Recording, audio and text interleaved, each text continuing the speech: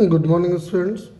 इसके पहले हमने रॉड का centre of mass different different conditions में देखा है। अब हम देखने वाले हैं the next derivation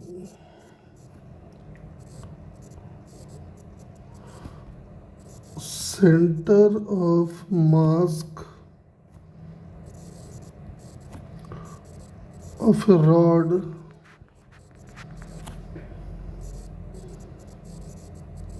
in the shape of arc। ठीक है, तो जैसे मान लीजिए कि ये वाला हमने ले लिया वाई एक्सिस और ये हमने ले लिया कुछ एक्स एक्सिस, और जो हमारा आर्क है वो कुछ ऐसा है।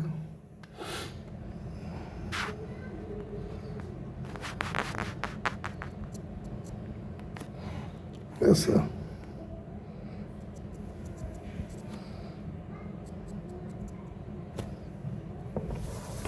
तो बेसिकली अपना आर्क जो है वो ये है।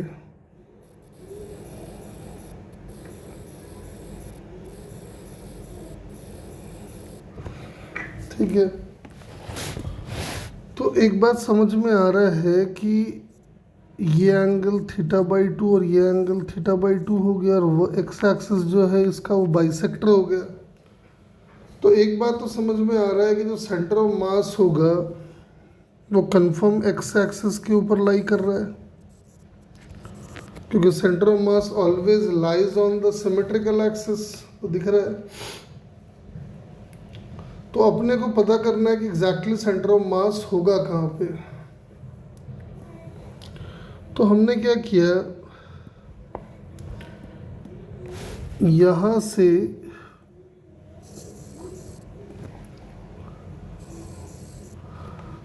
थीटा एंगल पे जाके डी थीटा एंगल सबटेंड करता हुआ एक एलिमेंट पकड़ लिए।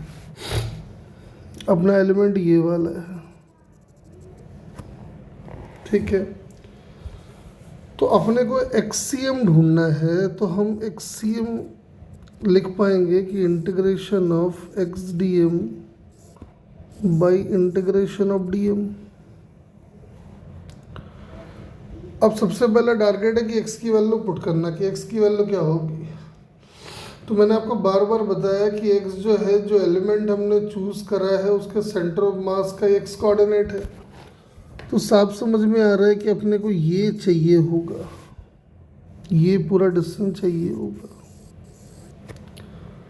तो दिख रहा है चूंकि आर है ये वाला और ये थीटा है, तो जहाँ जहाँ एक्स आ रहा है वहाँ पे हम डाल देंगे आर साइन थीटा, या सॉरी आर कॉस थीटा। अब रहता है कि भाई छोटे से एलिमेंट का मास, तो m बाई जो लेंथ होगा पूरा वो होगा थीटा इंटू आर, इंटू कर दो आर डी थीटा। जितने ऐसे छोटे छोटे मासेस हैं सबको ऐड करोगे तो m मिलेगा, और लिमिट जो हम डालेंगे वो समझ में आ रहा है फ्रॉम माइनस थीटा बाई 2 से प्लस थीटा बाई 2 तक डालना पड़ेगा। क्या क्या आएगा देखो, m से m कैंसिल आउट कर दो और एक r भी हटा दो, तो r बाई थीटा आ जाएगा बाहर, इंटीग्रेशन हो जाएगा कॉस थीटा डी थीटा का।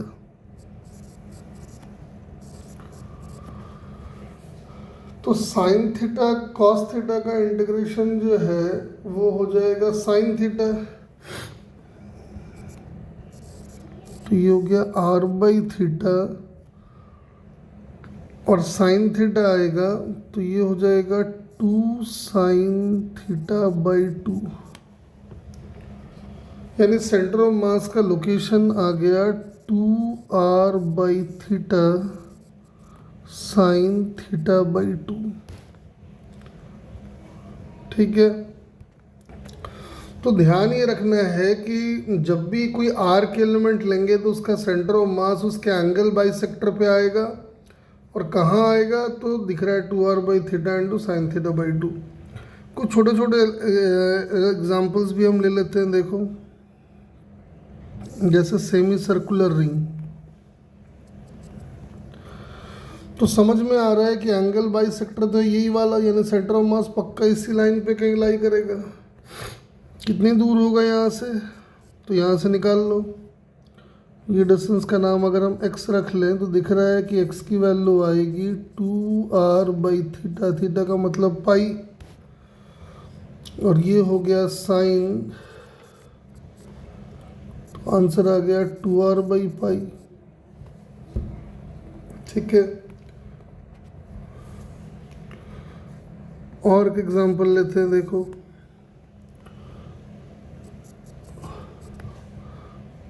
क्वार्टर रिंग का सेंटर ऑफ मास भी हम निकाल सकते हैं। मान लो अगर ऐसा दिया है ये, तो बताओ भाई सेंटर ऑफ मास कहाँ होगा। तो एक बात तो समझ में आ रहा है कि सेंटर ऑफ मास जो है वो एंगल बाइसेक्टर पे लाई करेगा, इस लाइन पे लाई करेगा। कितनी दूरी पे होगा वो आप देख सकते हो। तो आंसर जो आएगा, अगर हम बोले कि सेंटर ऑफ मास यहाँ है, यहाँ से x दूरी पे है, और इसका रेडियस अगर r है, तो आप बोलोगे x की वैल्यू होगी 2r/थीटा, थीटा की जगह डाल दो पाई/2, और ये आ जाएगा साइन थीटा बाई 2 यानी 90/2, यानी आ गया 4r/पाई साइन पाई/4, यानी 4r/पाई इंटू 1/√2। तो इसको और सिंप्लीफाई करना चाहो तो आ जाएगा 2√2r/पाई। अब अच्छी बात क्या है कि आप अगर देख सकते हो, जो कि 45 वाली लाइन पे लाई कर रहा है सेंटर ऑफ मास, तो उसके दोनों कोऑर्डिनेट सेम होंगे।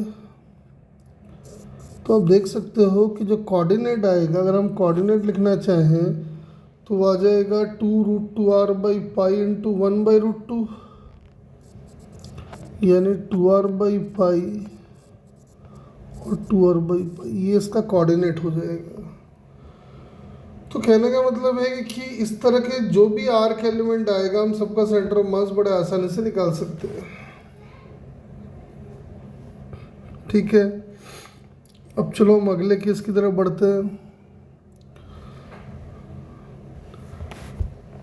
Centre of mass of a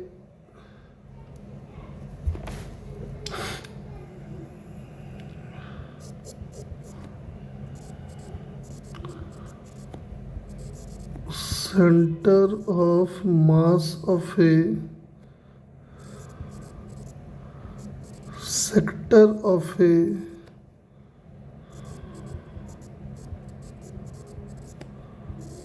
circular disc. एक सर्कुलर डिस्क का सेक्टर है, उसका सेंटर ऑफ मास लोकेट करना चाहते हैं हम लोग। और देखते हैं।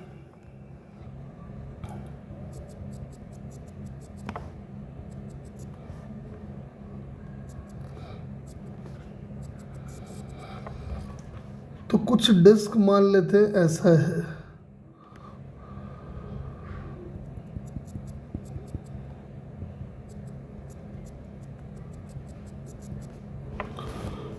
लेकिन डिस्क फिलहाल है इतना, बस इतना डिस्क अभी अवेलेबल है। उसका रेडियस वगैरह आर दिया हुआ है। This angle is θ/2, this angle is θ/2। अपने को इसका सेंटर ऑफ मास जो है वो लोकेट करने का है, इस प्लेट का। तो देखो एक बात तो समझ में आ रहा है कि जो सेंटर ऑफ मास आएगा वो पक्का सिमेट्रिकल एक्सिस पे यानी एक्स एक्सिस पे लाई करेगा, इसमें तो कोई शक है नहीं।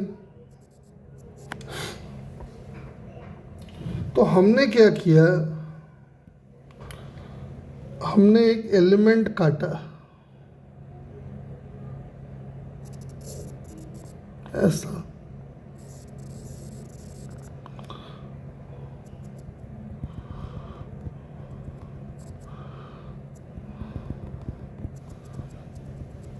एक ऐसा एक एलिमेंट काट लिए जिसका रेडियस जो है वो x लिया है हमने और थिकनेस हमने dx लिया है।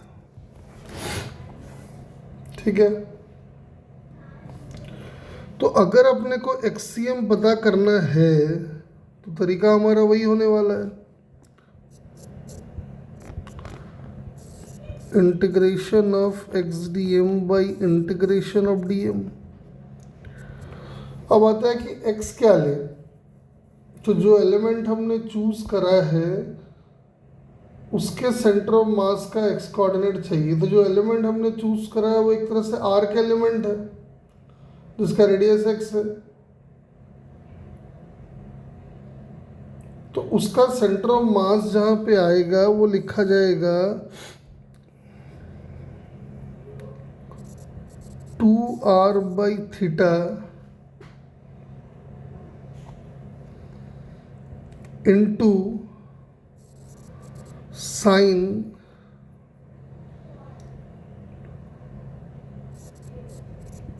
थीटा बाई 2 इंटू जो एलिमेंट हमने पकड़ा है उसका मास भी चाहिए होगा। तो मास कैसे निकालेंगे, तो लिखेंगे मास पर यूनिट एरिया। तो ये हो जाएगा थीटा बाई 2r स्क्वायर, जो आर्क दिख रहा सेक्टर दिख रहा है उसका एरिया, इनटू जो हमने रिंग पकड़ा है उसका लेंथ होगा थीटा इंटू एक्स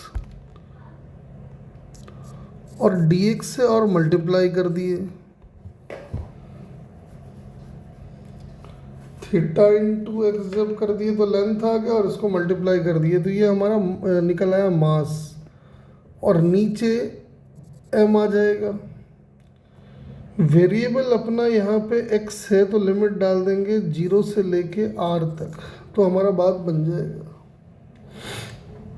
आओ देखते हैं क्या क्या इसमें कटता है, क्या क्या रहता है। तो एक तो कर सकते हैं हम लोग कि ये थीटा और थीटा उड़ा दो और ये m और m भी उड़ा दो, क्या क्या बच गया, 2r by theta sine theta by 2, ये सब तो कांस्टेंट ही आ जाएगा।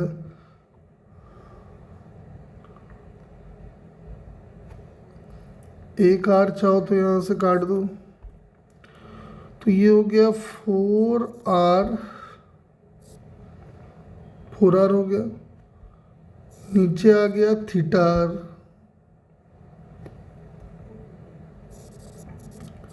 साइन थीटा बाई 2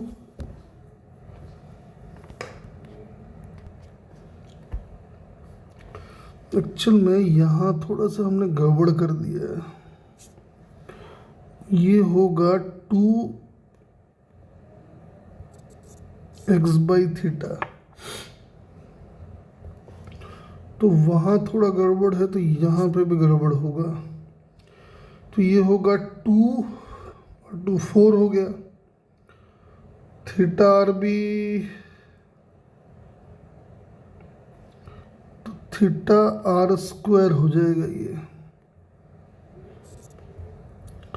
और इंटीग्रेशन में रह जाएगा x square D x limit 0 से लेके r तक, यानी कुल मिला के हो गया 4 बाई थीटा आर स्क्वायर, ये हो जाएगा r क्यूब बाई 3 और ये हो जाएगा साइन थीटा बाई 2,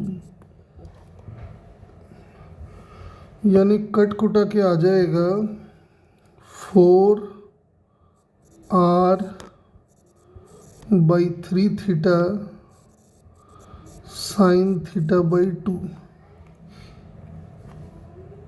ठीक है, एग्जाम्पल के लिए ले लेते हैं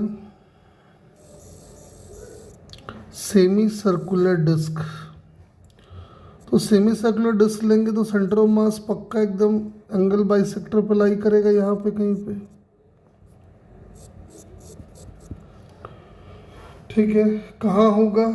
आओ, सेंटर ऑफ मास अगर हम कहते हैं कि यहाँ है और ये वाला डिस्टेंस का नाम हम एक्स कर देते हैं,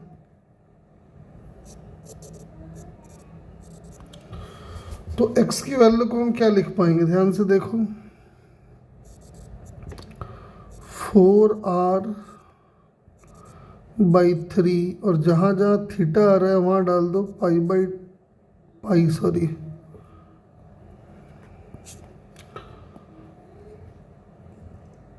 पाई डाल दो, और ये हो गया साइन पाई बाई 2 जो कि 1 होता है, तो आंसर आ गया 4r बाई 3 पाई। ठीक है, अगर कोई कहता है नहीं आप इसका सेंटर ऑफ मास लोकेट करो,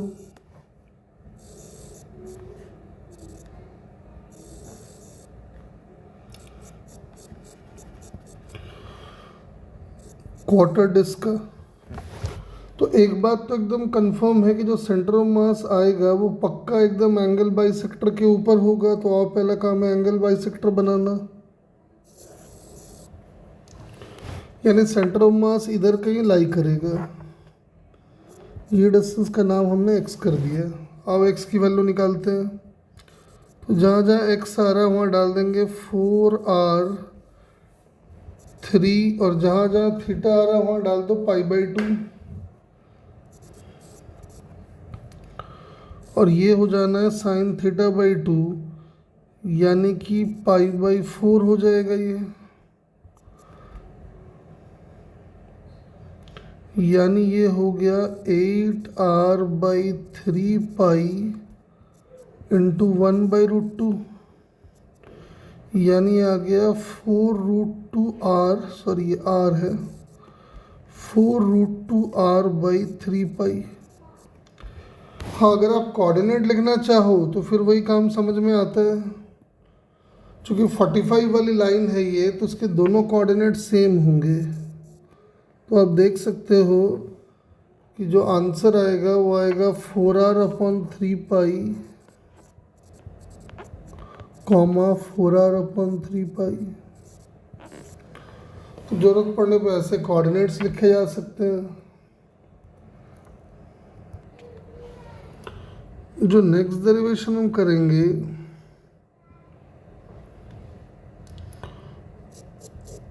वो है centre of mass of a hollow hemisphere. हम एक हॉलो हेमीस्फेयर का सेंटर ऑफ मास लोकेट करना चाहते हैं। देखो, हॉलो हेमीस्फेयर जो है ना, बड़ा एक ट्रिकी ज्योमेट्री है। इसमें जब एलिमेंट लेते हैं तो आपको ये इंश्योर करना होगा कि जो कर्व्ड पार्ट है वो हर हाल में इंक्लूड हो। अगर कर्व्ड पार्ट आपके कैलकुलेशन में इंक्लूड नहीं होगा तो हमेशा गलत आंसर आएगा। आओ देखते हैं जरा।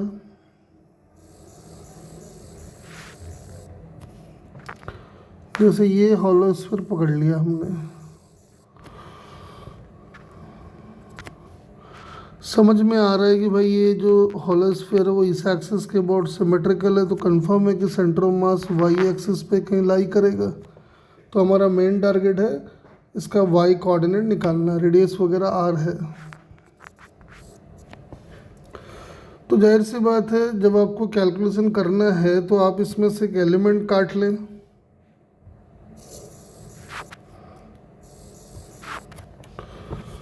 एलिमेंट काटे, और ऐसे एलिमेंट काटना है कि हमको कर्व्ड लेंथ को हर हाल में इंक्लूड करना है, नहीं करेंगे तो उल्टा पुल्टा आंसर आ जाएगा। तो हमने क्या किया, यहाँ से थीटा एंगल पे जाके एक डी थीटा एंगल सबटेंड करता हुआ एलिमेंट काट लिए, जो कि रिंग टाइप का नज़र आएगा, रिंग ही नज़र आएगा इनफैक्ट। तो अपने को वाई सी एम लोकेट करना है, तो आओ वाई सी एम का फॉर्मूला डालते हैं। तो वाई सी एम जो होगा वो होगा integration of Y D M by integration of D M. पहला बात तो ये सोचना है कि जो एलिमेंट हमने चूज किया है उसके सेंटर ऑफ मास का वाई कोऑर्डिनेट क्या होगा। तो अगर आप ध्यान से देखो ये कंप्लीट रिंग है और कंप्लीट रिंग के सेंटर ऑफ मास उसके सेंटर पे ही आता है, तो उसका जो वाई कोऑर्डिनेट होगा वो दिख रहा है ये वाला होगा, जो कि दिखाई पड़ रहा है कि आर साइन थीटा होगा। डीएम जब लिखेंगे तो m/2πr², ये हो गया मास पर यूनिट एरिया। और रिंग का एरिया निकालने का तरीका आपको पता ही है, काट के हम लोग उसको स्ट्रेट कर देते हैं लेंथ इंटू थिकनेस, तो लेंथ हो जाएगा 2π और जहाँ जहाँ रेडियस आ रहा है वहाँ डाल देते हैं r cos थीटा, और जहाँ जहाँ थिकनेस आएगा वहाँ डाल दो r d थीटा। नीचे ऐसे ऐसे जितने रिंग पॉसिबल है सबके मास को ऐड करोगे तो अल्टीमेटली m आ जाएगा। तो इस m से m को काट दो, इस r से इस r को इस r को उड़ा दो, ये 2π भी काट दो। क्या क्या बच गया देखो जरा, एक r यहाँ से बचा, r बाहर चला गया, इंटीग्रेशन रह गया sine theta into cos theta into D theta.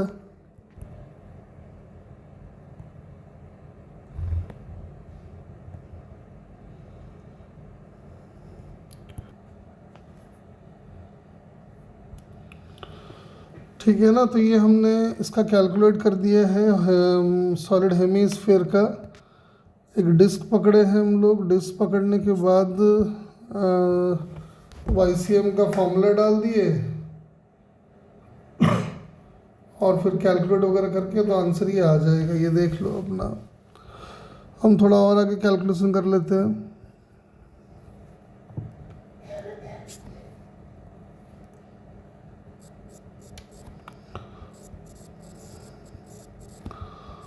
Centre of मास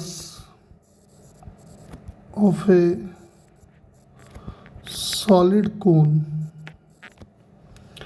एक सॉलिड कोन का सेंटर ऑफ मास पता करना चाहते हैं, कुछ ऐसा मान लो।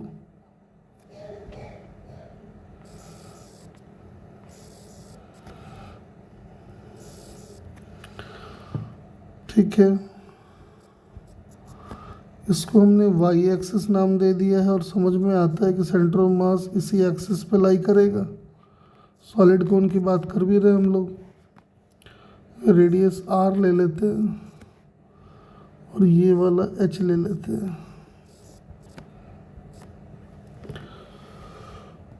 तो फिर वही करना है क्या अपना कि हम यहाँ पे गए और एक एलिमेंट काटे, यहाँ से x दूरी पे जाके dx थिकनेस का एक एलिमेंट काट लिए।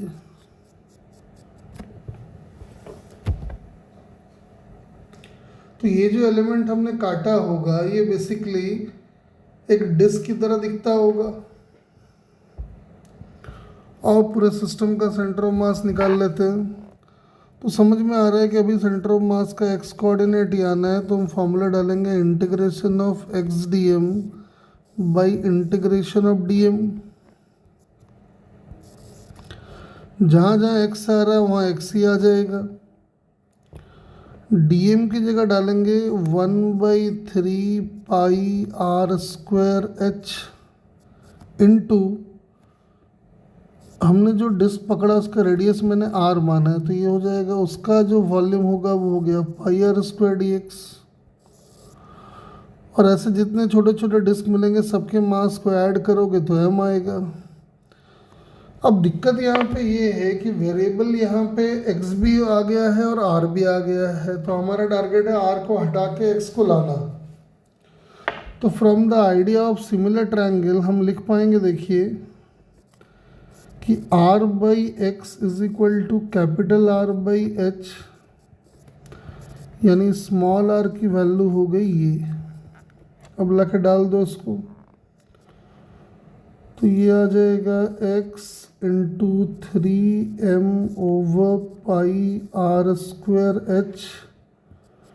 इंटू पाई इतना इंटू dx, और m तो खैर है ही नीचे। अब वेरिएबल चूंकि x है तो लिमिट आ जाएगा 0 से लेके h तक। सॉल्व करके देखो, आंसर जो है वो आएगा 3h/4।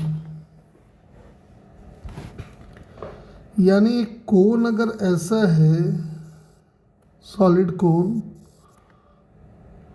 और उसकी हाइट अगर h है, तो जो सेंटर ऑफ मास है वो नीचे से h/4 हाइट पे होगा।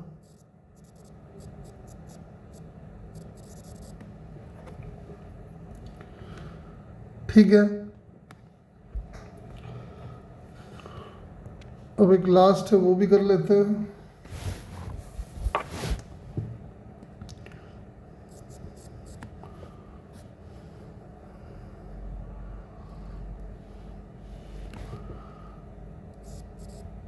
Centre of mass of a hollow cone. एक हॉलो कोन का moment of inertia, sorry, hollow cone का सेंटर ऑफ मास हम लोकेट करना चाहते हैं।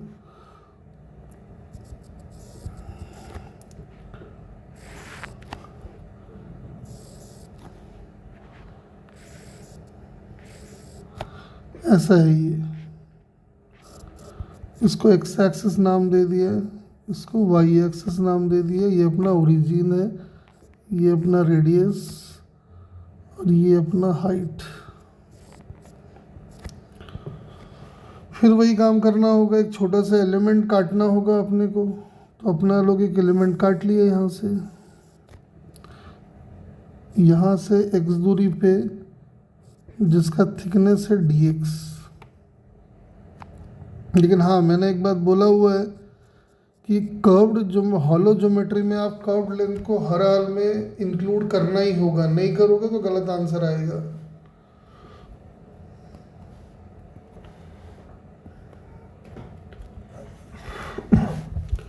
तो समझ में आ रहा है कि भाई एक्ससीएम निकालना है अपने को, तो integration of X D M by integration of D M करना पड़ेगा अपने को। एक्स की जगह एक्स ही आ जाना है, और जो कोन का एरिया डिस्ट्रीब्यूटेड है उसको पाई आर एल कर देते हैं। ठीक है, एल जो उसका कर्व लेंथ है, इनटू रेडियस को आर पकड़ लेते हैं, तो ये हो जाएगा 2πr इंटू थिकनेस। थिकनेस जो लेंगे ना हम उसको डी आर कर देते हैं। थिकनेस बेसिकली ये वाला हमारा है, ये अपने को चाहिए, और नीचे अपना m तो आ जाना है ही। अब झंझट यहाँ पे ये है कि पहले r को कैसे रिलेट करें। तो देखो, एक तो r दिख रहा है कि r/x इस कैपिटल R/h, तो स्मॉल r की वैल्यू निकल के आ गई rx/h। और दूसरा, ये जो छोटा सा पोर्शन दिख रहा है जिसको सर्कल हमने किया, उसको थोड़ा सा बड़ा करके बनाएंगे, तो ये है वो कर्व्ड लेंथ, और ये हमारा वो dx, और ये वो है dr जो हमको चाहिए। ये हमारा है dx। अगर इस एंगल का नाम थीटा कर दें तो दिख रहा है कि जो dr cos थीटा होगा वो बेसिकली dx होगा। यानी dr को लिख देते हैं dx/cos theta. Although theta known है, बाद में हम पुट पाट कर देंगे। आओ वैल्यूज डालते हैं, देखते हैं क्या होता है। ये तो है ही, IRL कर दिए, जहाँ जहाँ R आ रहा था वहाँ RX/h कर दिए, और जहाँ जहाँ DR आ रहा था वहाँ DX/cos थीटा कर दिए। m तो है ही है। अब अगर आप ध्यान से देखें तो वेरिएबल x हो चुका है, तो लिमिट डाल देंगे हम 0 से लेके h तक। तो क्या क्या कटता है देखते हैं, आ जाओ। एक तो पाई से पाई काट दो, r से r भी काट दो, और ध्यान से देखो तो ये l और ये cos थीटा मिलके h हो गया है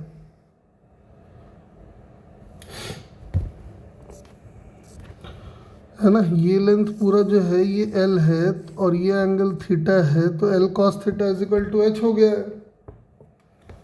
तो कुल मिला के क्या क्या बच गया, 2 नीचे आ गया h स्क्वेयर,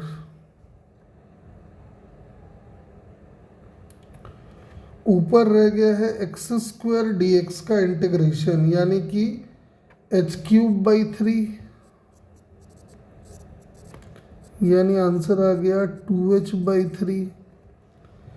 यानी कोण में अगर आप देखें, हॉलो कोण में, तो समझ में आ रहा है कि हॉलो कोण का जो सेंटर ऑफ मास होगा उसका यहां से जो डिस्टेंस आएगा ये होगा h/3, प्रोवाइडेड पूरे कोण की हाइट h है।